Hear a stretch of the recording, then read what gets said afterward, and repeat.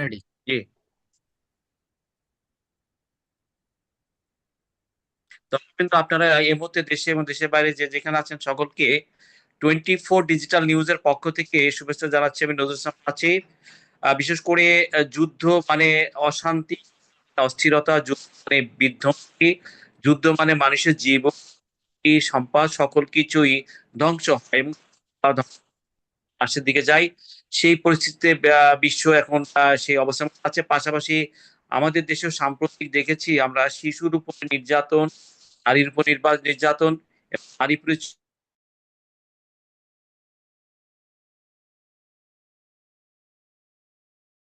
পুরুষের এর একটা ব্যবধান আমাদের দেখছি। আজকে নারী পুরুষের যে এটা নিয়ে কথা বলতে, নির্যাতন পাশাপাশি আগামী দিনে আর জন্য বাদে এবং স্থানীয় ট্রাম্প যে 5 জুন আজান ঘোষণা করেন এবং মানব সমাজ করেন, সে বিষয়ে কথা বলতে একজন নারী ব্যক্তিত্ব ছিলেন, সাবরিনা মমতাজ, এবং আরো কিছু। তাই সাবরিনা মমতাজ আপা, আপনাকে আমাদের চ্যানেল পক্ষ থেকে সালাম শুভেচ্ছা জানাচ্ছি। আসসালামু আলাইকুম। ওয়ালাইকুম আসসালাম। সেক্ষেত্রে আমরা প্রায় দেখতে পাই যে এই যে 10 বছর থেকে 9 থেকে 14 বছর বয়সের শিশুদের গত 3 থেকে 4 দিন আগে গাজীপুরে একজন ইমাম সাহেবের সামনের থেকে পিস্তল ঠেকিয়ে প্রকাশ্যে তার মেয়েটাকে স্টাইলে কিডন্যাপ করে নিয়ে গেছে, তাকে মানসিক অত্যাচার করে, তাকে জোরপূর্বক বিয়ের আসনে বসিয়ে তাকে হুমকি ধামকি দিয়ে আহ, বিশেষ করে ওই যারা কিডন্যাপ করেছিল যে তাদের সেই গ্রুপের নাম কয়েকজনকে অ্যারেস্ট করলো। গাজীপুরে একটি ঘটনা ঘটে গেছে, যে ঘটনা জাতীয় রাজনীতিকেও টাচ করেছে। তো এই যে বিষয়টা, সাম্প্রতিক সময় কিশোর গ্যাংয়ের তৎপরতা বেড়ে গেছে এবং অনেকদিন পরে হামেরও প্রাকৃতিক দুর্যোগ, প্রায় 150-র উপর শিশু মারা গেছে। তো এই যে যুদ্ধের অস্থিরতা কি বাংলাদেশের উপর লেগেছে, এবং আপনার দৃষ্টিতে শিশু নারীর উপরে অত্যাচার বেড়ে গেছে, কিশোর গ্যাং আবার এই পলিটিক্যাল পার্টি আসলে যে পার্টি ক্ষমতা আসে, যে আসুক, পার্টি আসলে চারিদিকে কিশোর গ্যাংরা, যারা লেখাপড়ার টেবিল ছেড়ে এই ভক্তের মতো অবস্থান করে, অসামাজিক কার্যক্রমের সাথে জড়িয়ে পড়ে। আপনার দৃষ্টিতে, আপনি তো নারী শিশুদের নিয়ে কাজ করেন, কিশোর গ্যাংদের তৎপরতা বেড়ে যাওয়ার কারণ এবং নারী বা শিশুদের উপর অত্যাচারের মাত্রা বেড়ে যাওয়ার কারণ, শিশু নির্যাতিত হওয়ার সামাজিক কারণগুলো, আপনি কি কি কারণ বা কি বিষয় আপনার চোখের সামনে সামনে? ধন্যবাদ শাসি ভাই। জি। ধন্যবাদ আপনার চ্যানেলকে আমাকে সুন্দর একটা টপিক দিয়ে সুযোগ দেওয়ার জন্য। আসলে যদি বলতে হয়, আমি প্রথমে আমাদের দেশের দিকে আসি, যেটা নারী এবং শিশু নির্যাতন, এবং শিশু নির্যাতন কি বলা যায়, ব্যাপক হারে বৃদ্ধি পেয়েছে। এটা অনাকাঙ্ক্ষিত। আমি সত্যি বিষয়গুলো যখন দেখি আমরা মর্মাহত হই। তো এটার সুরাহা যদি আমি বলি, আগে প্রবলেম গুলো প্রথমে হচ্ছে কি, এটা আমি কোনো দলের কথা বলতেছি না, কিন্তু যখন একটা রাষ্ট্রীয় ভাবে আমরা রাষ্ট্রে থাকি, অবশ্যই সমালোচনা করতে হয়, আলোচনা করতে হয়, সেটা যে সরকারই হোক, যে রাজাই হোক। বিগত সরকারের আমলে আমি ব্যক্তিগতভাবে দেখছি যে স্টুডেন্টস পলিটিক্স, এবং সেই স্টুডেন্টস পলিটিক্সটা আপনার মাধ্যমিক লেভেল থেকে শুরু হয়েছিল। এই যে স্টুডেন্টসদের হাতে একটা পলিটিক্স পাওয়ার তুলে দেওয়া নেতাদের, এটা রাষ্ট্রীয়ভাবে মানে খুবই নেক্কারজনক একটা কাজ হয়েছে। আপনি দেখেন, আহ আমরা 25 থেকে 30 বছর বা 40 বছরের যে এজের যে আমাদের মেল পার্সন আছে, তাদের দিকে যদি আপনি তাকান, তাদের থেকে বেশি দেখবেন কিশোর গ্যাং যারা, তারা অন্যায় বেশি ইনভলভ হচ্ছে। আমি বলতে চাই তাদেরকে ইনভলভ করানো হচ্ছে একটা রাজনৈতিক ক্ষমতা দেখিয়ে। মানে তারা যায়, ছোট মানুষ, তারা আসলে ক্ষমতা প্রয়োগ করার, আপনি যদি বাচ্চাদের হাতে আগুন তুলে দেন বা দেখেন, আমরা অনেক সময় দেখি যে বালতিতে পানি ছিল, পানির ভিতরে পড়ে বাচ্চা মারা গেছে। তো এরকম বাচ্চার সামনে যদি আপনি বালতি ভরে পানি রাখেন, সে খেলার ছলে তার ভিতরে ডুবে মরবে। এই এই বিষয়গুলো হয়েছে আপনার মাধ্যমিক পর্যায়ে, কলেজ পর্যায়ে, যে যারা হচ্ছে আন্ডার এজ, তাদের হাতে আপনি রাজনৈতিক ক্ষমতা তুলে দিচ্ছেন শুধু আপনি টিকে থাকার জন্য। এটা আমি সব রাজনৈতিক দলকে বলতেছি। এখনো যে এটা হচ্ছে না সেটাও না, তো রাজনৈতিক দলদের আরো সতর্ক হতে হবে। তাদের বাচ্চাদের হাতে সমাজ, রাষ্ট্র তুলে দিলে তো এরকম সমস্যা হবে, তারা তো কিশোর গ্যাং তৈরি করবেই। কারণ তাদের অন্যায় আবদার যখন ফ্যামিলি মানবে না, সমাজ মানবে না, তখন তারা একটা গ্যাং তৈরি করবে তাদের ইচ্ছাকে জাহির করার জন্য, প্রতিষ্ঠা করার জন্য। তো প্রথমত রাষ্ট্রীয় রীতিনীতি এবং রাষ্ট্রীয় ব্যবস্থাকে, এটা আসলে বাচ্চাদেরকে ইসে আনা, রাজনৈতিক ভাবে ইনভলভ করাটা বন্ধ করতে হবে, এটা আমার মতামত। অবশ্য অনেক বিজ্ঞ লোক আছেন, আমি অত ঠিক বুঝি না, কিন্তু আমি সাম্প্রতিক বিষয়গুলোর উপরে দেখে আমার মাথায় যেটা আসছে সেটা হচ্ছে বাচ্চাদেরকে কোনোভাবে ব্যবহার করা যাবে না আন্দোলনে, না কোনো মানববন্ধনে, না মানে সমস্ত এইসব বিষয়, রাষ্ট্রীয় কিছু আহ অস্থিতিশীল বিষয় থেকে তাদেরকে অফ রাখতে হবে। আমরা ছোট ছিলাম, আমরা কখনো কিন্তু এই যে মানববন্ধন বলেন, আন্দোলন বলেন, এটা জানি। আমাদের আমাদের এখানে কালকে আহ হাসপাতালের দাবিতে মানববন্ধন হলো, সেখানে টোটালি সিক্সেরও বাচ্চারা আসছে। তো এদের সাহসটা কারা বাড়াচ্ছে? তো এটা মহৎ কাজ, মানে হসপিটাল তো একটা সামাজিক কাজ, এটা মহৎ কাজ। কিন্তু আপনার বিশেষ করে 80-র দশক পর্যন্ত আমরা 90-র দশক পর্যন্ত রাজনীতি পড়ার সাথে সম্পৃক্ত ছিল। পলিটিশিয়ানরা ছাত্রদেরকে পড়ার টেবিলে রাখতো, কিন্তু যখন পাওয়ারের চর্চা শুরু গেল, ছাত্রদের কে পাওয়ারে ব্যবহার করা, রাজনীতি পাওয়ারে ব্যবহার করা, তখন তাদেরকে এই বড় বড় পার্টিগুলো বাংলাদেশের, সেটা বিএনপি, আওয়ামী লীগ, জাতীয় পার্টি সহ যারা অপরাপর, কিন্তু ইসলামী সংগঠনগুলো চ্যালেঞ্জ দেয় যে ইসলামী সংগঠন তারা মাসুলমান পলিটিক্সের ছাত্র নেয় না, তাদেরকে পড়ার টেবিলে রেখে ছাত্র রাজনীতি করায়। কিন্তু যখন এই যে মানে যে রাজনীতির ক্ষমতার অপব্যবহার এবং মাসুল ম্যানের কাছে যখন তাকে চলে গেছে, তখন ছাত্রদেরকে পড়ার টেবিল থেকে ডিটাচ করে মাসুল ম্যানের দিকে ডাইভার্ট করা হয়েছে। এবং কিশোর গ্যাং এই আহ, বড় ভাইদের, মানে বড় নেতাদের ছোট ভাই হিসাবে আপনি সমাজে পাড়ায় বলেন, আর টাউনে বলেন, আর মফস্বলে বলেন, বড় রাজনীতি বড় বড় নেতাদের ভ্যানগার্ড হিসাবে ছোটদের ব্যবহার করে। এতে পরিবার ক্ষতিগ্রস্ত হচ্ছে, পরিবার, সমাজ, রাষ্ট্র সবাই কিন্তু ক্ষতিগ্রস্ত হচ্ছে। এবং সমাজের ক্ষতিগ্রস্ত হচ্ছে। অস্থিরতা হচ্ছে, চুরি, ছিনতাই, ডাকাতি, খুন যাচ্ছে। এই দায় থেকে তো সমাজ বলেন, পরিবার বলেন, সমাজ বলেন, রাজনীতি বলেন, রাষ্ট্র, কেউ কি এই দায় এড়িয়ে যেতে পারে? দায় এড়িয়ে যাওয়ার কোনো না সুযোগ না, এড়িয়ে যাওয়া উচিত না, এড়িয়ে যাওয়া নেই। উচিত না। সেটা রাষ্ট্রীয় ভাবে, সামাজিক ভাবে, পারিবারিক ভাবে হুম।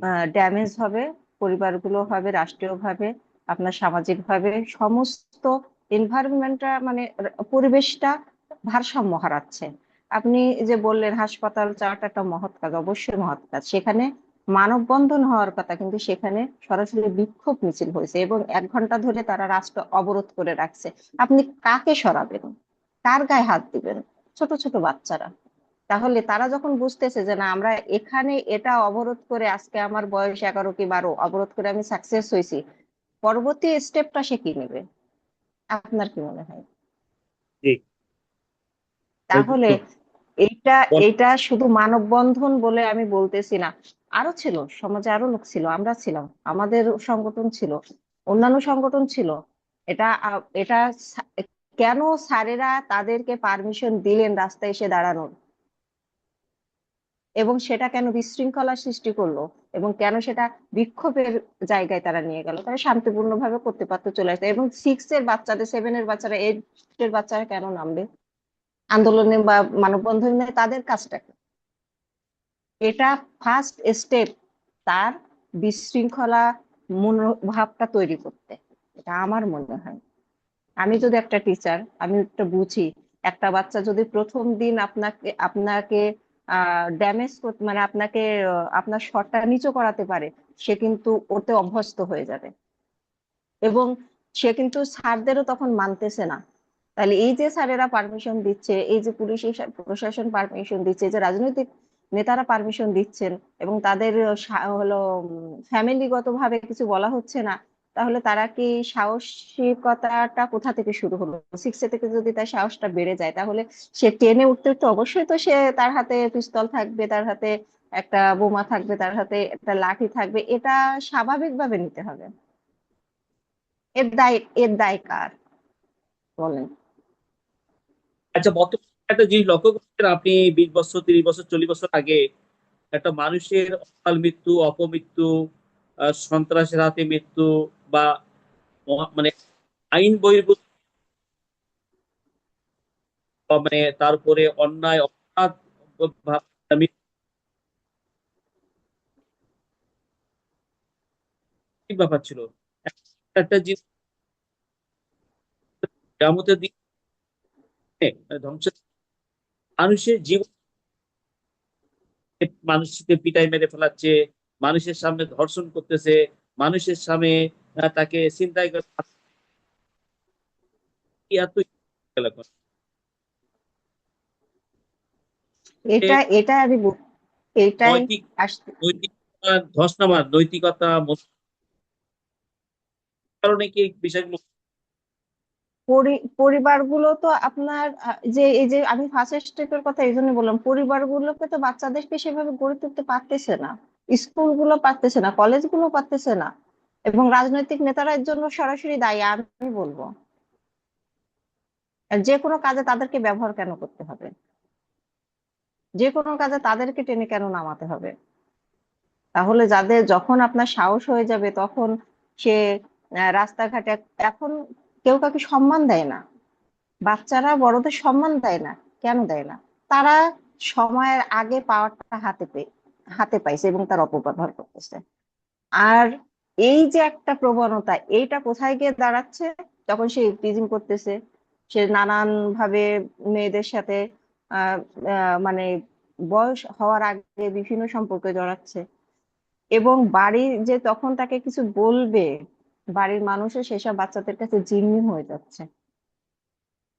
তো এই এর কারণেই একটা দিক যদি আপনি দেখেন, এর কারণে অনেক সময় গার্ডিয়ানরা কিন্তু যে জাগতিক কাজে ব্যস্ত থাকে, যে মা বাবাদের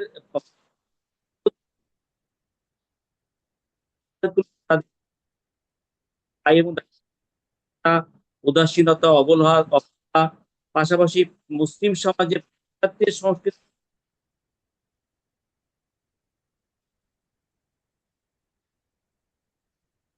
আমরা আছে, আমাদের অন্যায় বোধ আছে, এই আমাদের ধর্মীয় নানা ধরনের গ্যাপ দেখা যায়। আমরা হয়ে ওয়েস্টার্ন কালচার ইউজ পাচ্ছি, সেটাও কি? দেখেন, আমরা আমাদের প্রয়োজনে ধর্মকেও ব্যবহার করতেছি, আমরা আমাদের প্রয়োজনে ওয়েস্টার্ন কালচার গুলোকেও ব্যবহার করতেছি। আমরা কিন্তু এখন এখন যত বোরকা পরা মেয়ে দেখি, আমি যখন 2000 সালের কথাই বলি, সেই সময় কিন্তু আমরা বোরকা পরে বাইরে বের হতাম না, আমরা কিন্তু সালোয়ার কামিজ পরতাম। এখন যত যে হারে বোরখা পরে আমরা হচ্ছে পর্দায় থাকি, এবং যে হারে আপনার কি বলা যায়, ইয়াং ইয়াং জেনারেশন যে হারে আপনার ইসলামের দিকে ধাবিত হয়েছে, আমরা দেখতে পাই। আপনি দেখেন বিভিন্ন আপনার ইসলামীয় অনুষ্ঠানগুলোতে কি পরিমাণ যুবকরা থাকে, ইয়াংরা থাকে, তাতে বোঝা যায় যে না, আমরা বোধহয় ইসলামিক দিক থেকে খুব এগিয়ে যাচ্ছি। তাহলে তাই যদি হয়, তাহলে কেন এগুলো বন্ধ হচ্ছে না? আমি যদি বলি এটা যে মানবিক অবক্ষয়, তাহলে মানবিক অবক্ষয়, ইসলাম ইসলাম বিদ্বেষ বলেন, এই সে আমি তো দেখতে পাচ্ছি না, ইসলাম বিদ্বেষী এখন খুব কম। আগে যেরকম জনে জনে হচ্ছে আমরা দেখতাম যে এ হচ্ছে নাস্তিক, এই সে আবোল তাবোল, এখন কিন্তু এগুলো খুব একটা কম দেখা যায়। তাহলে ইসলামের দিকে মানুষ এত আগ্রহী হচ্ছে, তাহলে ইসলাম নিয়ম কানুন গুলো কেন মানতেছে না? এখানে কি ইসলামিক কলার্স যারা আছেন, তারা কি বুঝাতে সক্ষম হচ্ছে, নাকি আসলে তারা শুধু আমরা ইসলামে আছি এটা বোঝানোর জন্য যাচ্ছে? আসলে এটার সঠিক উত্তর আমি নিজেও জানছি না। এটা আমার একটা প্রশ্ন, যে এত ইসলামিক হচ্ছে মানুষ ইসলামের দিকে ধাবিত হচ্ছে, এত ইয়াং জেনারেশন, মানে শ শ হাজার হাজার আমাদের এখানে যশোরে ইসলামিক স্কলার জনাব আহ, আপনার কি ওনার নামটা আমি ভুলে যাচ্ছি, মিজানুর রহমান আজারি স্যার আসছিলেন। আপনি মানুষ জাগা দিতে পারবেন না, মানে অসম্ভব ধরনের তারা, এবং সবই ইয়াং জেনারেশন। অথচ তাহলে কিসের জন্য এগুলো হচ্ছে? আপনি ইসলামিক দিক থেকে পিছিয়ে আছেন এটা এখন আমি মানবো না। এবং ইসলামী যে স্কলাররা আছে তারা কিন্তু প্রতিনিয়ত ওয়াজ বলেন, বিভিন্ন মাহফিল বলেন, তারা কিন্তু তাদের দায়িত্বটা পালন করে যাচ্ছে, এবং সেখানে লোক আসতেছেও, এমন না যে জনসমাগম হচ্ছে না। তাহলে এগুলো আপনি কি করে বলতে পারছেন যে আমরা কি ইসলামের দিক থেকে পিছিয়ে আছি কিনা, জানি কিনা? এখন সবাই সব জানে, তাহলে আচ্ছা, আমি এগুলো কেন আপনার হচ্ছে? কাছে আসছি। আমি সাউন্ডের একটু প্রবলেম হচ্ছে। আপনার বিশ্বের কাছে কবি বলছে বিশ্বকে শিশুর জন্য বাসযোগ্য করে যাব। আজকে যুদ্ধে মা শিশুদের লাশের কফিন ইরানে, লেবাননে, ফিলিস্তিনিতে, নারী আর শিশুদের লাশের কফিন আর কফিন। আগামী দিনের এই বাংলাদেশ থেকে শুরু করে সমস্ত বিশ্ব তো নারী আর শিশুর জন্য নিরাপদ থাকছে না। তাহলে আগামী দিনের পৃথিবীর মানে পৃথিবীর অবস্থা পরিস্থিতিটা আসলে কোন দিকে যাচ্ছে? ভয়ঙ্কর, খুব অন্ধকারের দিকে যাচ্ছে। আমার সমাজে মানে শিশুর উপর অত্যাচার বেড়ে যাচ্ছে, নারীর উপর অত্যাচার বেড়ে যাচ্ছে। আপনার যুদ্ধের ময়দানে শিশুকে হত্যা করা হচ্ছে, নারীকে হত্যা করা হচ্ছে, এবং জাতিসংঘ একটা ছোট প্রতিষ্ঠানে পরিণত হয়েছে। এবং এই যুদ্ধবাজরা মানুষের জীবন নিয়ে খেলতেছে। তাদের কাছে মানুষের জীবনে কোনো মূল্য থাকতেছে না। আমাদের দেশের নৈতিকতাহীন রাজনীতি, শুধু ক্ষমতা কেন্দ্রিক রাজনীতি, ক্ষমতা কিভাবে আঁকড়ে ধরা যায় এবং ক্ষমতার চর্চা করা যায়, এই অসম প্রতিযোগিতা, এই অসম প্রতিযোগিতার পরিণতি কি হতে পারে পৃথিবীর জন্য? অসম যে আপনার হচ্ছে রাজনৈতিক যে খেলাটা শুরু হয়েছে, সেখানে আসলেই শুধু যে শিশু আর নারীদের উপরে অত্যাচার হচ্ছে সেটাও না। আসলে শিশু নারীদের বিষয়টা একটা ভিন্ন পটভূমি। যুদ্ধে সব থেকে ক্ষতিগ্রস্ত নারীরা এবং শিশুরা হয়, কারণ তাদের যাতায়াত ব্যবস্থা, তাদের সেফটির ব্যবস্থাটা একটু বেশি থাকা প্রয়োজন থাকে, কিন্তু যুদ্ধের ময়দানে তো এগুলো হয় না। এবং আন্তর্জাতিক ভাবে যে বিষয়গুলো আছে, এটা আসলে মানবাধিকার আছে, কিন্তু তার প্রয়োগ নেই। এবং এই মানবাধিকার গুলো শুধু এখন কথায় সীমাবদ্ধ, একটা বই পুস্তকে সীমাবদ্ধ, কিন্তু কোথাও আপনি এখন মানবিকতা পাবেন না, কোথাও নেই। আপনি সেই জাতিসংঘের বিষয়ে বলেন, বা যুদ্ধের মাঠে বলেন, সমাজে বলেন, ঘরে বলেন, বাইরে বলেন, কোথাও এখন মানবিকতা নেই। এখন হচ্ছে আমি বাঁচবো কি করে, আমার ক্ষমতাটা আমি জাহির করব কি করে, আমি কিভাবে ক্ষমতা কুক্ষিগত করব। সব ক্ষেত্রে এই একই ব্যাপার। এবং এর শিকার নারী শিশুরা হচ্ছে। একটা শিশুকে আপনি সহজেই ধরাশায়ী করতে পারতেছেন, সহজেই তার ক্ষতি করতে পারতেছেন, এবার সেই ক্ষতিগ্রস্তটা ফ্যামিলির উপরে এসে পড়তেছে। এ- এর এর বিরুদ্ধে আসলে আইনটা এত কঠোর করা উচিত, যে যখনই এটা দেখা হবে, প্রথমত আসলে আইনের প্রয়োগ নেই আমাদের দেশে। এর কিন্তু আপনার এক কোথাও সময় এক সময় তো 8 বছর 9 বছরের শিশুর উপরে নির্যাতন, ধর্ষণ, এই ধরনের অমানবিক নৈতিকতা নিয়ে আচার আচরণ এই সমাজ করতো না। বেপরোয়া হয়ে যাওয়ার কারণটা কি? এই যে যে চাচার কাছ মানে সে তার গার্ডিয়ান সম্পর্কে, চাচা সম্পর্কের মামা, এই পোষণের একটা সিকোয়েন্স দেখলাম, যে মামার থেকে সে মেয়ে অন্তঃসত্ত্বা মানে কি একটা নৈতিকতা বিবর্জিত কাজ। ভাগ্নি মামার অন্তঃসত্ত্বার কথা, অধিকারী হচ্ছে, দুলাভাই আমি অন্তঃসত্ত্বাকে আমি এই যে একটা নিউজ দেখলাম, পুরুষের সেটা এই যে হচ্ছে আপন পুরুষের ভাই। লোভ, পুরুষের মোহ আর লোভ, একচেটিয়া পুরুষ কি ধর্ম থেকে এক মানে ইসলাম ইসলাম ধর্মের যে নৈতিকতার শিক্ষা, ইসলাম ধর্মের যে পাপবোধ থেকে কি পুরুষ সমাজ আরো বেশি দূরে চলে যাচ্ছে? বলুন। ইসলাম ঠিক আছে, ইসলামের জায়গায় ঠিক আছে। আমি জানতেছি যে এটা পাপ, এটা পুণ্য, কিন্তু সেটা আমি করতেছি, এখানে ইসলামের কিছু করার নেই আসলে। ইসলাম, আমি আপনাকে বলতে পারি ভাই এটা খারাপ এটা ভালো, কিন্তু আমি তো বসে থেকে আপনাকে খারাপ ভালোটা করাইতে পারি না, এটা আপনার কাছে। কিন্তু এখানে ব্যাপার হচ্ছে কি, একটা মোস্ট ইম্পর্টেন্ট পয়েন্ট, সেটা হচ্ছে আমাদের দেশে এত হারে নেশা বাড়ছে, আর এই নেশাটাই হচ্ছে মানুষের মস্তিষ্ক শেষ করে দিচ্ছে। আপনি দেখেন কোনো না কোনো ভাবে নেশাগ্রস্ত কোনো না কোনো পরিবারে একজন দুজন আছে। এবং এই যে যেসব বাচ্চারা, ছোট যারা আছে, আন্ডার এজের লোকেরা, আন্ডার এজের বাচ্চারাও নেশা করে, আর বড়রা তো করেই। এই যে নেশাটা যতদিন আমাদের সমাজ থেকে দূর না হচ্ছে, ততদিন আমাদের মানসিকতা, বিবেককে আপনি খুঁজে পাবেন না। নেশাটাই সবথেকে বেশি ক্ষতিগ্রস্ত করতেছে আমাদের সমাজ, আমাদের রাষ্ট্র, অল বিশ্ব। দেখেন সব জায়গায়, আপনি যেখানেই দেখেন, যে রাষ্ট্রে দেখেন, আমার এক ফ্রেন্ড ফ্রান্সে থাকে, সেখানে ছেলে মেয়েরা, একটা পাড়া আছে, সে বাড়ির একটা ম্যানেজার। তো সেখানে বলতেছে যে আহ এদের ভাত খাওয়ার থেকে মদ খাওয়াটা যেন জরুরি হয়ে যায়। এবং সেখানে দেখেন কোনো কিছুর কোনো বাধা নিষেধ নেই, যার জন্য আমরা ওই নিউজগুলো পাই না যে আসলে এখানে কি হচ্ছে, কারণ ওদের ওটা ওটা ধর্মীয় বিষয়ে কোনো মানা নেই, রাষ্ট্রভাবে কোনো মানা নেই, তারা ওপেন। আমাদের এখানে মানা আছে বিধায় আমরা এগুলো বুঝতে পারতেছি, এগুলো হাইলাইট হচ্ছে, আমাদের এখানে নিষেধ বলে হচ্ছে, কিন্তু সারা দেশে এটা হচ্ছে। আর এটার মূল কারণ হিসেবে আমি আসলে দেখাবো কি, যখন আপনি নেশা করেন, নেশাগ্রস্ত মানুষের কি কোনো বিবেক থাকে? তাদের কি কোনো মস্তিষ্কের স্বাভাবিক কোনো ধর্ম থাকে?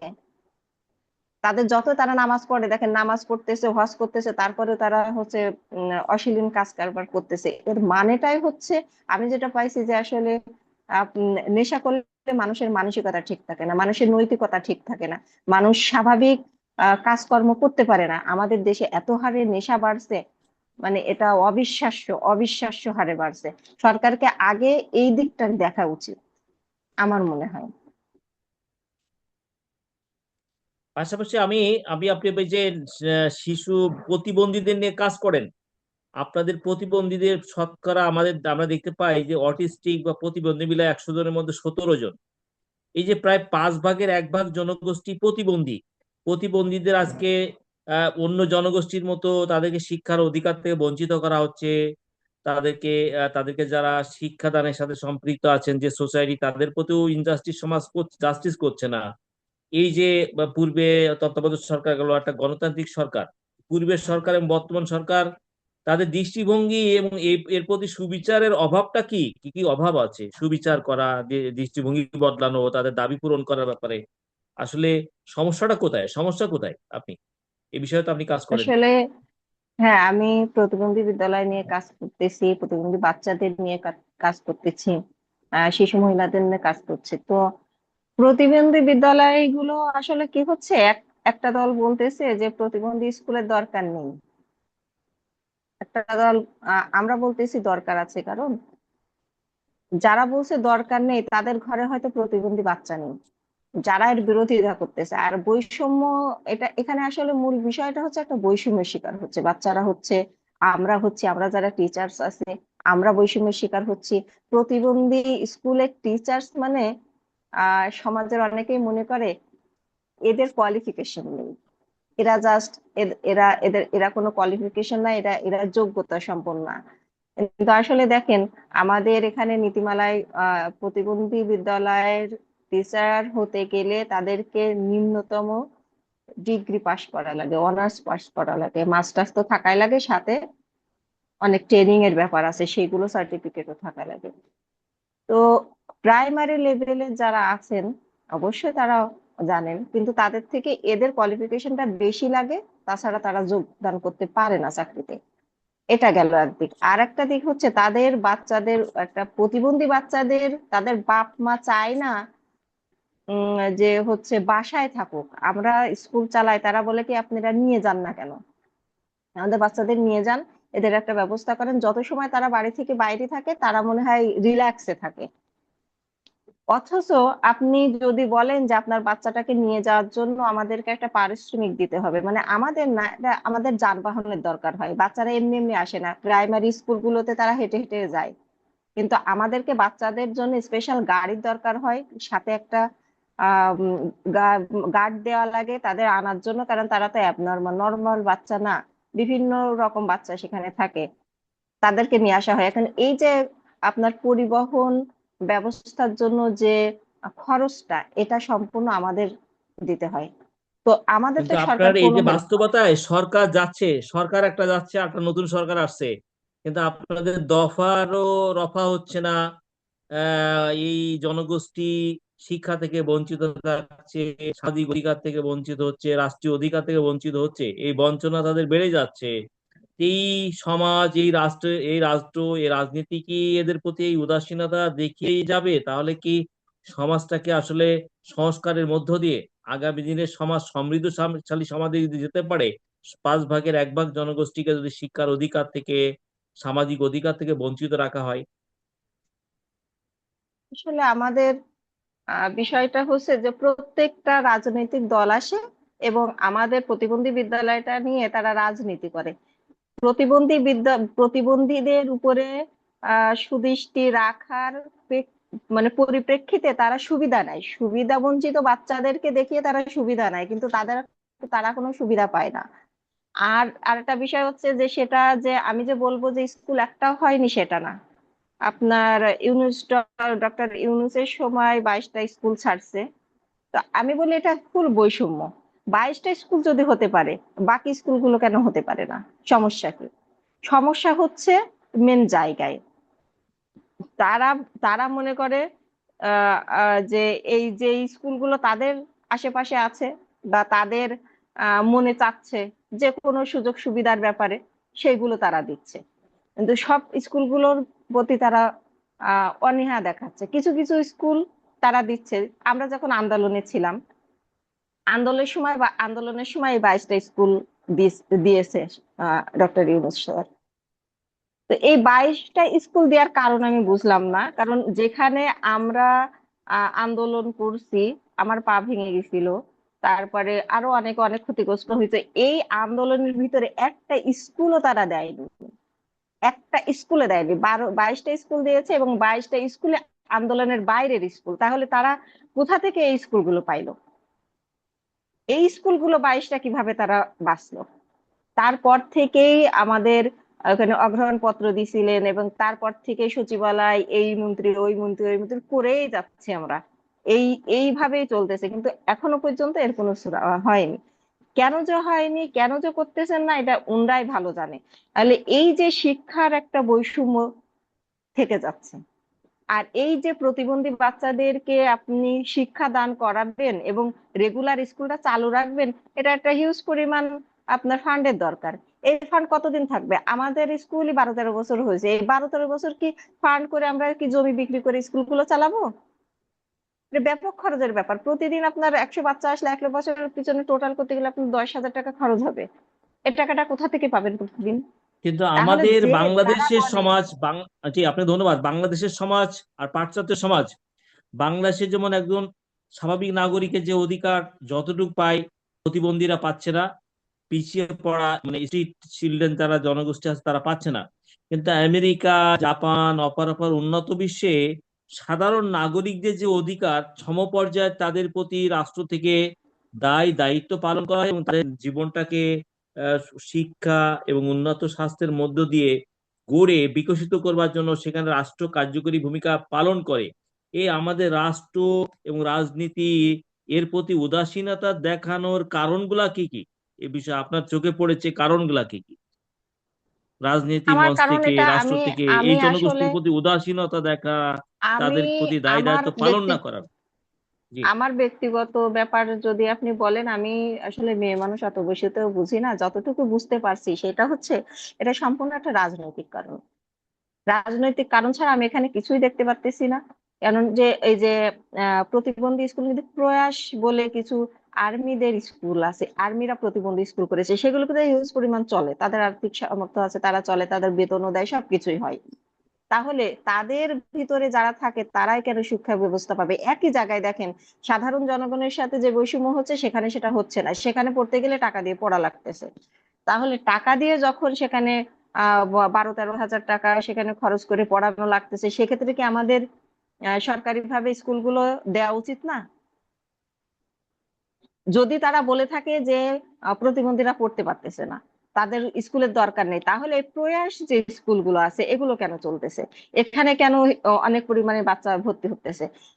আমি যখন আন্দোলনে ছিলাম, প্রয়াস থেকে পড়ে আসার সময় একটা গার্ডিয়ান আমাকে বলতেছে যে আপা, স্কুলগুলো হওয়া খুবই জরুরি, আমার এই বাচ্চার পিছনে প্রায় 15,000 টাকা মাস গেলে খরচ হয়, একে আমি প্রয়াসে পড়াই। এই যে ব্যাপারগুলো, এইগুলো কি আসলে সরকার জানেন না? আমি আপনার মাধ্যমে আমি এই বার্তাটা সরকার পর্যন্ত পৌঁছাতে চাই। প্রয়াস যদি স্কুল চালাতে পারে, সেখানে যদি টাকা দিয়ে প্রতিবন্ধীরা পড়তে পারে, তাহলে অবশ্যই তাদের স্কুলের প্রয়োজন আছে। এবং কেন কিছু স্কুল হবে এবং কিছু স্কুল কেন হবে না, এটা আমি আমাদের হচ্ছে এখনকার যে সরকার, উনি আমাদের সাকিব ভাই আসছিলেন, বিভিন্ন বিএনপি রাজনৈতিক নেতারা আমাদের আন্দোলনে যুক্ত হয়েছিলেন, একত্ববাদ পোষণ করেছিলেন, এবং তারা আমাদেরকে বলেছিলেন, আশ্বাস দিয়েছিলেন যে আমাদের সরকার যদি ক্ষমতায় আসে আমরা এই স্কুলগুলো নিয়ে কাজ করব। এটা আমাদের অবশ্যই মাথায় থাকবে, আমরা এটা ভুলবো না, কারণ স্কুলগুলো অবশ্যই দরকার। যেখানে বিভিন্ন জায়গায় তারা টাকা দিয়ে প্রতিবন্ধী বাচ্চাদের পড়াচ্ছে, সেখানে অবশ্যই আমাদের একটা ফ্রি স্কুলের দরকার আছে। ওনারা সেই বিষয়গুলো আসলে ভ্রুক্ষেপ করতেছে না। কেন যে করতেছেন না, এবং কিছু জায়গায় করতেছে কিছু জায়গায় করতেছে না, এটা আসলে স্পষ্টভাবে বৈষম্য, স্পষ্টভাবে তাদের অবহেলা ছাড়া আর রাজনৈতিক হস্তক্ষেপ ছাড়া এই স্কুলগুলো আচ্ছা, আমি দাঁড় করানো আপনাকে সম্ভব ধন্যবাদ না। জানাচ্ছি। নতুন গণতান্ত্রিক সরকার তার জনাব তারেক রহমান সাহেবের সরকারের কাছে কোন জন্য ফ্যামিলি কার্ড দিচ্ছেন, কৃষি কার্ড দিচ্ছেন, কৃষি কার্ড, ফ্যামিলি কার্ড, তারপর কত কার্ড, কার্ডের পর কার্ড, কার্ডের পর কার্ড দিচ্ছেন। সেক্ষেত্রে আপনাদের থেকে কি এই ধরনের দাবি আছে প্রতিবন্ধীদের জন্য, এদের জন্য, এদের নামে এই ধরনের একটা প্রোগ্রামে যাওয়া এবং এদের একটা আলোর মুখ দেখানো রাষ্ট্র থেকে, এদের না, প্রতিবন্ধীদের বেঁচে থাকার জন্য বা তাদের বিকাশের জন্য প্রতিবন্ধী কার্ড বা এই ধরনের মানে স্ট্রিট মানে চিলড্রেন কার্ড বা এই ধরনের দাবি কি আপনাদের সামনে আসতে পারে? যেহেতু অনেক না, ধরনের এখন কার্ডের প্রোগ্রাম চলছে সরকারের। আসলে এটা বিগত সরকারের অবদান আমি বলবো। একটা পথ দেখাইছে, সেটা হচ্ছে বিধবা কার্ড, বয়স্ক না, ভাতা, প্রতিবন্ধীদের তারপরে ভাতা, যেমন প্রতিবন্ধী, ভাতার একটা হ্যাঁ প্রোগ্রাম এটাই আছে আমি এখানে প্রতিবন্ধীর জন্য আসতেছি কার্ড আর কি। আপনার হ্যাঁ, এখানে। হ্যাঁ, এখানে শিক্ষা আসছি, কার্ড, প্রতিবন্ধী কার্ড, প্রতিবন্ধী শিক্ষা কার্ড বা প্রতিবন্ধী ভাতা প্রতিবন্ধী আছে। হুম, এই প্রতিবন্ধীদের ধরনের, কার্ড আছে, যেহেতু এখন প্রতিবন্ধীরা প্রতি একটা মাসে সিস্টেম টাকা পায়। যাচ্ছে, গভর্নমেন্ট